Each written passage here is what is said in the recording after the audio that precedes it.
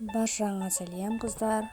Бұл видеороликте мен өзімнің творожный пирогның рецептімен бөлісетін боламын. Егер сіз бұл рецептті жасайтын болсаңыздар, алдыңғы істеп жүрген творожный пирогтарыңыздың рецептімен мүлде жасамайтын боласыз. Яғни бұл видеороликтегі рецепт сіздердің коронный рецептеріңізге айналары сөзсіз. Барлықтарыңызға жасап көруге, істеп көруге кеңес беремін. 100% ұқсап шығатын оригинал рецепт. Бұл рецепт сіздердің ең сүйікті рецепттеріңізге айналады. Былайша айтқанда қыздар, бұл сіздерге тегін мастер-класс қой. Егер бұл рецепт сіздерді қызықтыратын болса, видеоның соңына дейін қарап, каналыма подписаться етіңіздер. Ең алдымен құрғақ таза ыдысымызға електен өткізілген ұнымызды салып, оның үстіне тоңазытқыштан шыққан сары майымызды салып, теркадан өткізіп, крошка жасаймыз.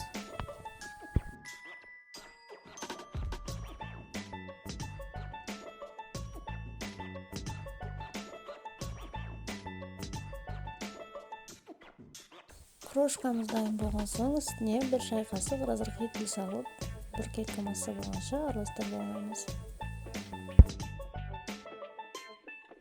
Араластырып болған соң, оның үстіне сақины пудрамды салып, тағы да бір кеткі араластырып аламыз.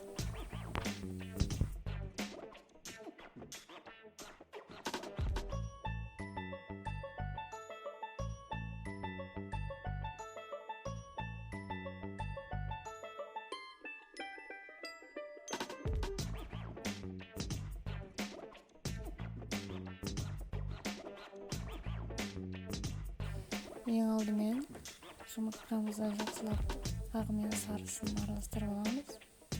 Кейіннен крошкамыздың үстіне қойып, қамырды біріктіреміз. Қамырды илемейміз, тек біріктіреміз. Тестамызды осылай біркелкі біріктіріп алғаннан кейін тоңазытқышқа 1 сағатқа тұндыру үшін қойып қоямыз. Енді пирогымыздың начинкасын дайындаймыз.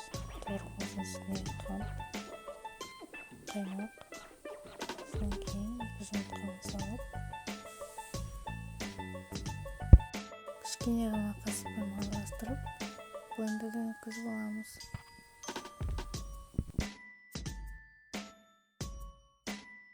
Міне біздің начинкамыз осылай біркелкі сұйық болып шығады. Мен осылай қалдымды дайындап алдым, фольгамен төсеп. Енді ақыл еңте тұрған салқын тестамызды осылай қолымызбен шайып шығамыз. Сұйық массамызды ортасына қойған кезде ағып кетпейтіндей етіп, немесе асып кетпейтіндей етіп